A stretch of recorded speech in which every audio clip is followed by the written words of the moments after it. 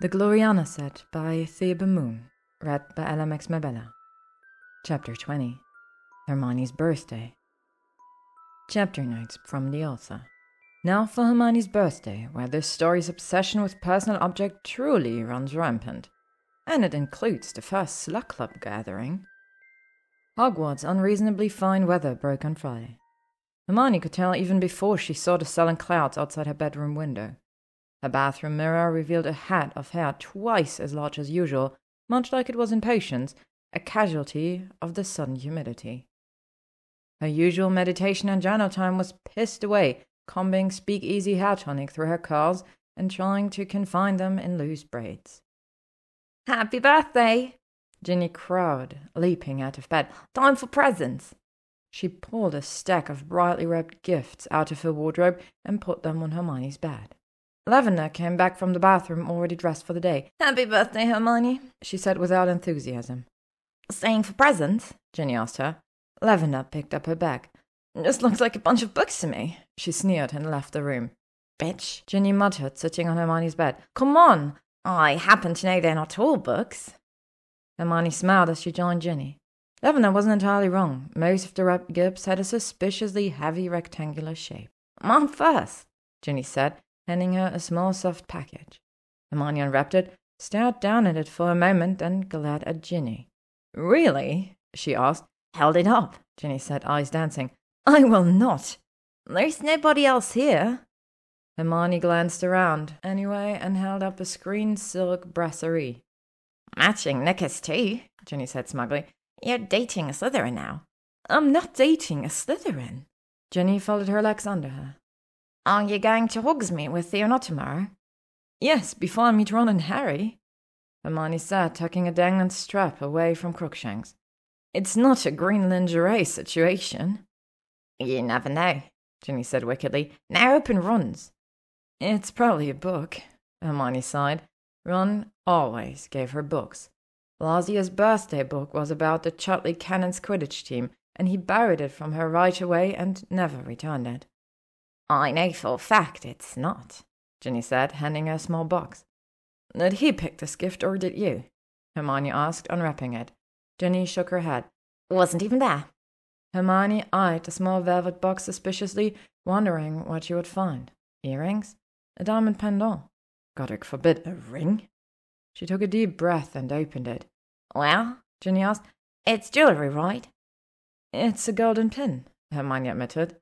"At least it's not a book, right?" Hermione turned the open box around so Ginny could see. "It's a pin shaped like a book," she said flatly. "Oh," Ginny flushed slightly inside. "Well, progress." "Ginny, Ron's just rubbish with gifts. Last year he gave me a handkerchief." "Ginny," Hermione snapped the box shut. "There is nothing to say. That is how he sees me."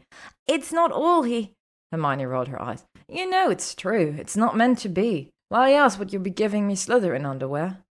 Ginny looked at her hands, a curtain of red hair falling around her face. Hermione pushed a lock behind her friend's left ear and smiled. "It's okay, Gin. It's a good gift from a friend, and that's what Ron and I are. Now let's open my parents' gift." She held up a little box and card that her parents had slipped into her trunk before she left for school. This box held a beautiful heart-shaped sapphire, a birthstone, on a silver chain. The card was signed, "In memory of the happiest day of our lives. Love, Mum and Dad." Hermione sniffled and held the box to her chest. They forgave her. She had erased their memories and packed them off to the other side of the world, all without their consent, but her parents still loved her, and they forgave her. She let Ginny fasten the chain around her neck and tucked the sapphire inside her uniform shirt. The tiny weight on her chest lightened her heart. "Now it's time for Harry's." "Ooh," Ginny said as Hermione opened her third gift. Inside was a heavy silver otter about the size of her fist, curled up and sleeping. "It's a paperweight," Hermione breathed. "I saw a hedgehog one in Diagon Alley." "Wow," Ginny said. Hermione hopped off the bed and picked it up, placing it on a stack of parchment on her desk. The silver otter stretched and yawned and curled up again. It was such a perfect gift, bookish yet personal. Harry must have ordered it by owl to match her Patronus. "What's that?" Ginny asked from the bed. On your desk. Hermione suddenly noticed another present on the desk, tucked near the windowsill. She picked up the flat, heavy silver-wrapped package and brought it to her bed. Theo? Ginny asked, touching its shining green ribbon. I don't know. Hermione would have liked to think it was Theo, but she had a darker suspicion. Are you going to open it? Yes, best get it over with. Hermione untied the ribbon with suddenly clumsy fingers and pulled away the silvery paper to reveal a white, black velvet box. She looked at Ginny, who stared back wide-eyed. Hermione cracked open the box, and the two women stared at its contents. Merlin! Ginny breathed.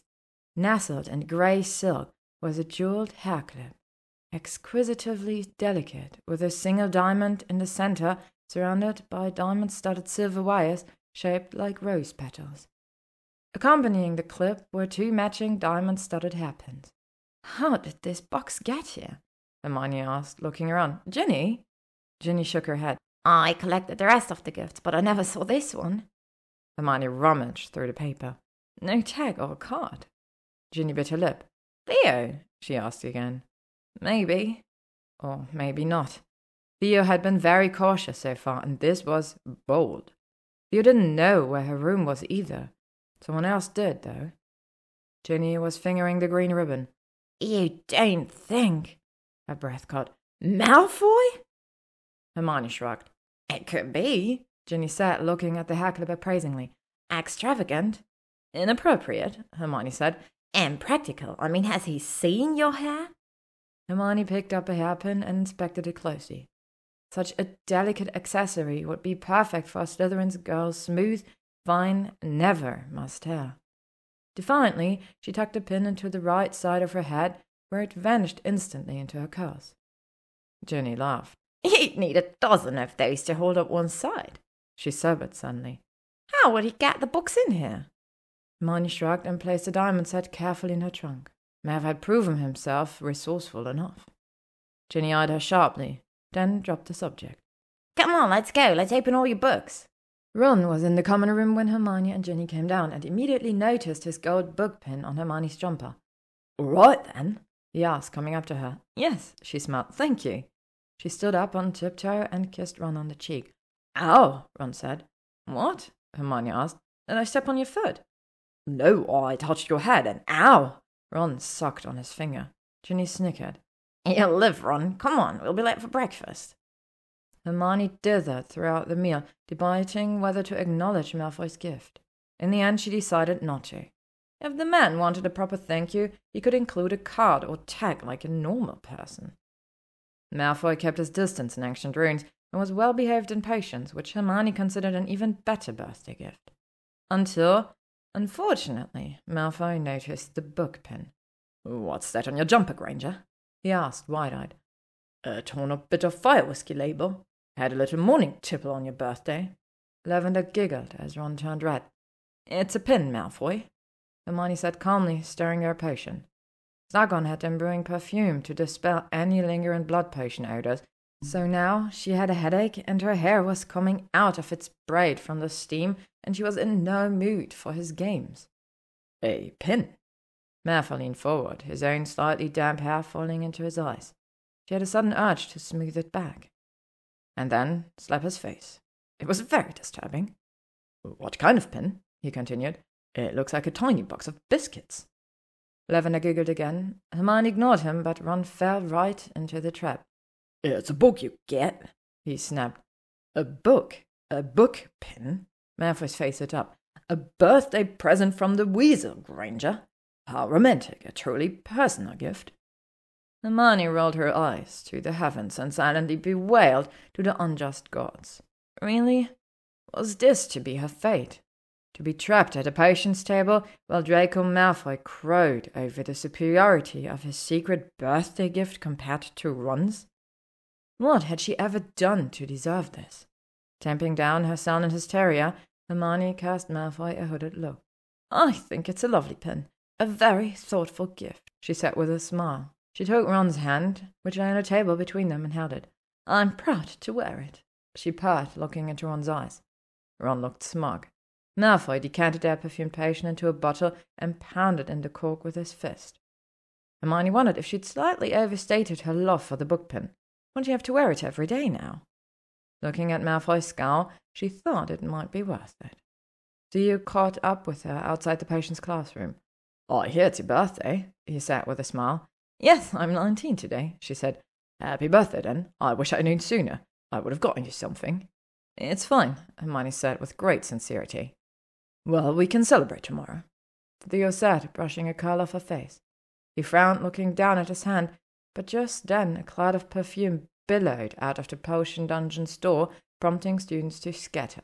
Hermione hurried up the stairs. Hopefully, Theo wouldn't give her a book tomorrow, or book charm, or a scarf with little books embroidered on it. "Which of these should I wear?" Ginny asked, holding up 2 dresses. "Just pick one," Hermione said shortly. "Snarky's stupid dinner starts in 15 minutes. "What about your hair?" Ginny asked.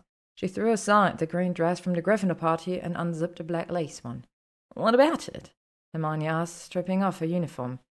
Ginny pointed at the bedroom's full-length mirror, and Hermione groaned. Her hair was a frizzy mess from the day's humidity. "It's weird," Ginny said. "Your whole head went crazy except for the part with the diamond hairpin. It's still in there somewhere, right?" "What?" Hermione stepped up to the full-length mirror on the wardrobe to look more closely. Ginny was right. The hair on one side of her head was still smoothed back in a thick wave and pinned while the rest had completely freaked out. "I'm starting to think those pins aren't so impractical after all," Ginny said thoughtfully. "Well, I'm not wearing them," Hermione said, yanking out the diamond pin. The right side of her head immediately puffed out. "Ah!" Ginny laughed so hard she could hardly put her dress on. "Do it again." "No," Hermione snapped, pulling on her own blue velvet dress chosen to match her parents' sapphire pendant. "It's not funny," she said, glaring at Ginny's smooth golden-red head. "I need better girlfriends." "I am an excellent girlfriend," Ginny said, sipping her up. "Your dress looks beautiful, and your parents' necklace." Hermione picked up a sweater. "Should I wear Ron's pin?" "Godric, no. Go get the diamond hair set." "No." Hermione had her own reasons not to wear that clip and pins. "It'll be fine." "It will not be fine, and we don't have hours to tame those curs." Ginny bullied Hermione over to her trunk and made her take out the flat box. "Give me that and sit down." "There's something weird about these pins," Hermione said, eyes narrowed as Ginny tugged at her curls with a brush. "Hey!" "Don't be a baby. Where's my wand?" "What are you doing?" Hermione asked, trying to turn towards the mirror. "Stop moving. There." Ginny stepped back. "Are you finished already?" Hermione was surprised. She stood and walked over to the mirror. An amazing sight greeted her. The deep blue velvet dress, sleeveless with a low, square neckline, perfectly complemented the sapphire pendant on its short silver chain. Her hair, amazingly, was smoothly pulled back on the sides and twisted securely in the back, with pins and the hair clips subtly peeping out between the cards. Hermione groaned. "This totally sends the wrong message," she said, looking at herself. "You should have heard Malfoy in Patience this morning." "What did he say?" "He said Ron's pin looked like a torn or fire whiskey label." Ginny snickered. "It's not funny, and you're a terrible person." Hermione looked back at her image and sighed. "I am too." "Nonsense, let's go," Ginny said, propelling her towards the door. "We're late." The patient's dungeon had been transformed. The tables and cauldrons had vanished, and shimmering tapestry covered the stone walls. Flowers bloomed from vases, probably to mask any lingering patient odors, and candles flickered from ornate standing candelabras, adding to the romantic scene. A long rectangular dining table dominated one end of the cavernous space, sparkling with crystal and china, while couples danced to floating instruments on the other side. Blaise appeared instantly at Hermione's and Ginny's entrance, looking impossibly handsome in dark green robes.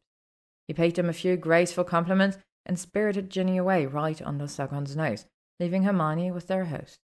Sargon's ermine-lined robe of green brocade clashed horribly with his shiny red nose. He'd obviously been drinking heavily from his giant goblet. The professor's compliments were considerably less graceful than Blaise's, and he spoke at length about beauty and brilliance, while introducing her to the ministry's head of departmental communication and its deputy head of sports. Quidditch and the media were not Hermione's favorite topics of conversation, and she slipped away as soon as Slughorn turned to greet Gryffindor's Cormac McLaggen. She edged toward the back wall, curious about the scene on the tapestries, and literally bumped into Malfoy, who had apparently chosen lurking behind candelabras as a social strategy for the evening. Hermione rocked back on her heels, staring up at him. Like Blaise, Malfoy was perfectly suited to such a setting, his hair and steel-grey robes shining in the candlelight, which also played off his cheekbones and the line of his jaw. He was evidently in a brooding mood, his eyes distant, much like when she watched him from the sofa the night of the Gryffindor party. He was also silent, no snarky, "Where's the weasel?" or caustic comment about her clumsiness. He just looked down at her for a moment, then extended his hand. She didn't hesitate, just took it, almost in a daze, and let him lead her to the dancing area. His other hand slid around her waist, and he drew her into a waltz. The lilting music and heavy smell of cut flowers washed over her. The last time she'd waltzed among flowers and candlelight had been Bill and Fleur's wedding. The music especially brought her back to that night, the free-floating terror swirling around the dancers, finally taking shape in the form of Kingsley's Lynx Patronus, landing in their midst. "Scrimgeour's dead! They're coming!" Malfoy slowed his steps. "You're trembling," he whispered in her ear. Hermione looked up at him. "The last time I heard this was," she swallowed, "it was the night the ministry fell." She didn't know why she told him that. She expected him to look away, ignore her words, perhaps even leave, but Malfoy looked down at her steadily with that odd open expression. "Yeah," she went on, "it smelled of roses that night, too." His arms tightened around her. Whatever Malfoy's own memories were of the dark summer, or his thoughts of a ministry still eager to send him to Azkaban, those grey's eyes held nothing but reassurance. "It's all right," he whispered, pulling her closer. "We're all right now. All right." His words sounded like a mantra, something he had often repeated to himself. The scent of his cologne and the warm sunshine smell surrounded her. She wanted to lay her cheek on his robes, close her eyes, and breathe it in. It was unreal. Malfoys were supposed to cause distress, not alleviate it. They continued to waltz, gently, neither wanting to break the spell. Malfoy danced effortless, like he was born to it, which Hermione supposed he was. He led her so subtly she hardly noticed it, yet she hadn't stumbled once, which had to be a record. She began to feel that strange connection they'd shared while brewing the Fiducia potion, with their breath and heartbeat synchronized as well as their steps. The chatter and laughter around them seemed to fade away. "You look beautiful tonight," Malfoy whispered above her right ear. His breath stirred her curls. "So do you," Hermione thought, but she said nothing. "Having a good birthday?" he asked, carefully polite. His eyes lingered on her sapphire pendant, and perhaps lower, until Hermione could feel the heat spread down her neck. "Yes," she answered, sounding a little breathy. Then something occurred to her, and she backed away slightly. "How did you do it?" He smiled. "How do you think I did it?" "He flew to the window," she answered, "vanished the pane." 10 points to Gryffindor, he smacked. "You could say thank you, you know." She smirked right back. "Draco Malfoy teaching me manners?" "Apparently I need to." Hermione rolled her eyes. "Oh, yes, you're eminently qualified, because taunting people about their gifts is the epitome of good manners." Malfoy gave her a look that reminded her of his father. "Good manners don't apply to the weasel. Good manners apply to everyone." "Then I'm still waiting for my thank you." "Thank you for your very thoughtful birthday gift," she said in a sing-song voice. A muscle tightened in Malfoy's jaw at the word thoughtful, but he let it go. He released her hand and ran a light finger over one of the hairpins before taking the hand back again. His grip was light and warm, and she could feel his palm rough against her knuckles. "Just perfect," he said smugly. Hermione shook her head. "It's too much, really." "Nonsense. Nothing's too good for Gryffindor's princess." He grinned, knowing she hated that title. Hermione looked away, huffing to see Neville entering the dungeons, wearing dress robes of dark red. Behind him was Astoria, shining in pale blue satin and long white gloves. "My mother enjoyed speaking with you yesterday." Malfoy was shifting back to small talk. "She gives you her best." Hermione frowned. "Did you tell her about my letter to the Wizengamot?" "I assure you I did not." "Well, then, I'm surprised by her." "Let's not discuss my mother," he said, his jaw tight. "You're the one who brought her up." "I was being polite." he hissed. Well, you need more practice, she hissed back. Miss Granger, Mr. Malfoy, come join us. Slughorn was calling from the head of the table. The other dancers were leaving the floor and moving towards the table. Hermione stepped away from Malfoy, flushing slightly. She moved towards an empty chair near the foot of the table, but Malfoy reached it first and pulled it out for her. It was all she could do not to gape at him. People were staring now, but Hermione managed to sit down without tripping or knocking over a glass, an accomplishment she felt deserved congratulations. Malfoy took a seat beside her like it was the natural way of the world, and Slughorn toasted to the illustrious company, and my undying gratitude to Miss Hermione Granger, who so generously joins us on the day of her birth. Happy birthday, my dear, the professor cried. The whole table toasted Hermione, which she found ridiculously embarrassing.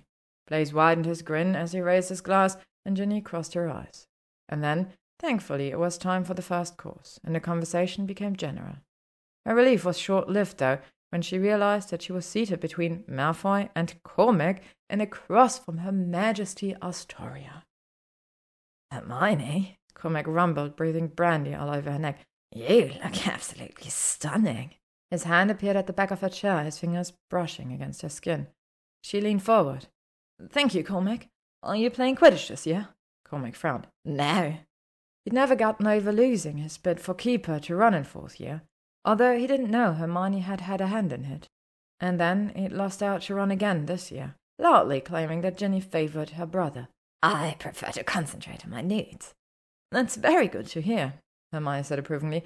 I'm glad you joined my study group. He grinned. I would never turn down porn. Pupil organisation to review notes, she corrected. She heard Malfoy snicker on her other side and turned to him. And not a word from you either. You'll all thank me when the exams arrive this spring. We are thanking you now, Malfoy said. I can't think of a better name. Hermione took a sip of wine. Cormac's hand left her chair to brush against the back of her neck. I haven't wished you happy birthday yet, Hermione, he said. Perhaps we could celebrate later tonight. Malfoy stiffened beside Hermione, who again leaned forward to avoid Cormac's touch. She found herself staring at Astoria's perfect face above a long robe of pearls that twined loosely around the woman's throat and bosom like a snake.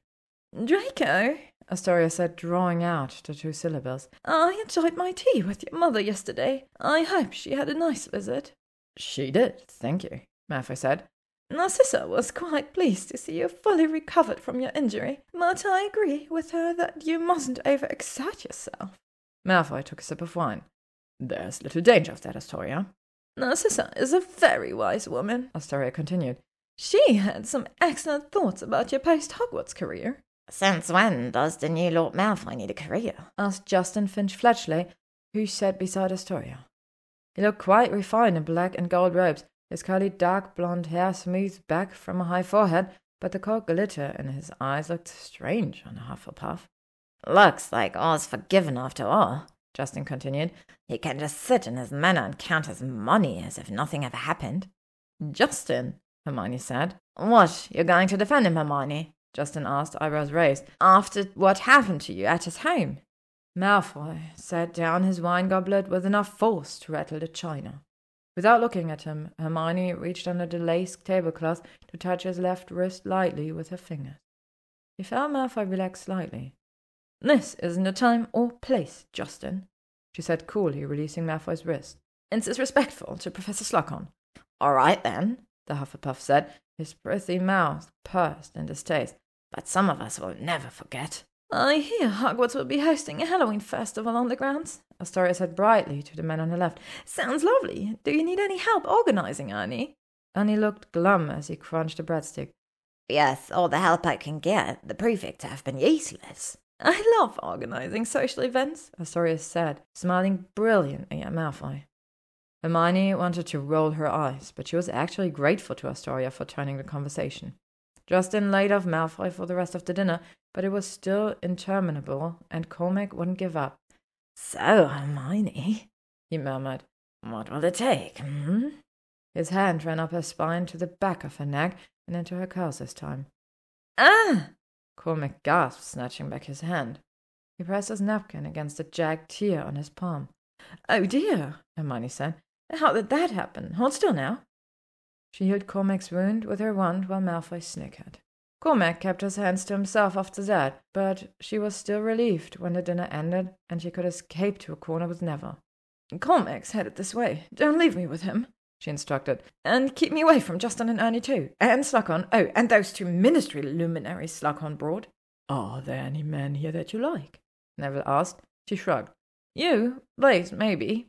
She didn't mention Malfoy. "Oh, and keep me away from Astoria too." "Looks like she and Malfoy might be on again," Neville said, tilting his head towards the fireplace where the two stood close in conversation. Astoria's icy blue dress shimmered against Malfoy's grey robes.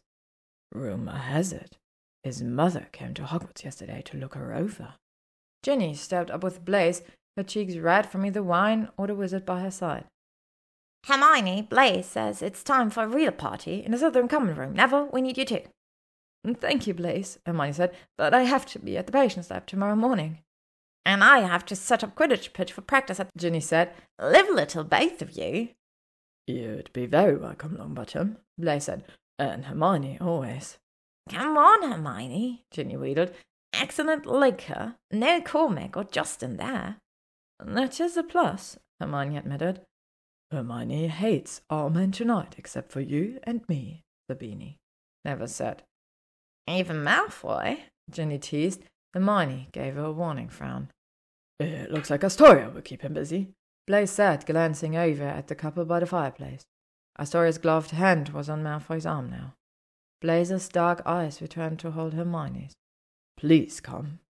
There was no resisting that pull. Honestly, she couldn't fault Ginny for being intrigued, so Hermione found herself drinking with the Slytherins in their spooky, green-draped common room in the dungeons. She sat beside Neville on the sofa, pounding any drink given to her and trying not to watch the entrance. Neither Malfoy nor Astoria made an appearance, and Theo had apparently gone off to Hogsmeade on his own. Neville practically had to carry Hermione back to Gryffindor Tower and stood with her at the stairs to the girls' dorm, looking concerned. "Oh, fine, Nev," she said, patting his shoulder. "Thank you." "Hermione," he said, keeping his voice low, "what's going on with you? You look miserable." "What do I have to be miserable about?" she asked. "You are alive. You and Ron and Harry and Ginny are alive. I have a charming Slytherin whose family didn't have Voldemort as a house guest taking me to lunch tomorrow," she said heavily on the staircase. "I'm a war heroine, remember? I'm going to get all outstandings on my notes and go on to change the wizarding world. I'm the last person to be miserable." "But, Hermione, you're crying," Neville said, handing her handkerchiefs. "Tears of joy." Neville sighed and wrapped an arm around her as she sobbed how happy she was until Ginny came back. "This is not good," Ginny said, pulling Hermione to her feet. "Hermione, come on. Yes, you're very happy." "How long can she go on like this?" Neville asked. "As long as she has to," Ginny answered grimly. "I don't know how this is going to turn out." "You do keep worrying, but I'm happy," Hermione said as Ginny dragged her upstairs. "Neville?" Neville looked up at her. "Thank you. I love you, Neville, even though you gave me a book for my birthday." "It's a very interesting book," Neville said, "but magical rainforest plants." "Yes, riveting," Ginny said, so pushing her upward. "Come on, Hermione. Thank Godric your birthday only comes once a year." To be continued. Chapter endnotes. Next up, Hogsmeade. Ron bounced excitedly in his seat. "Did Hermione tell you about porn?" he asked Harry. Harry blinked. "What? No, I kind of found it on my own."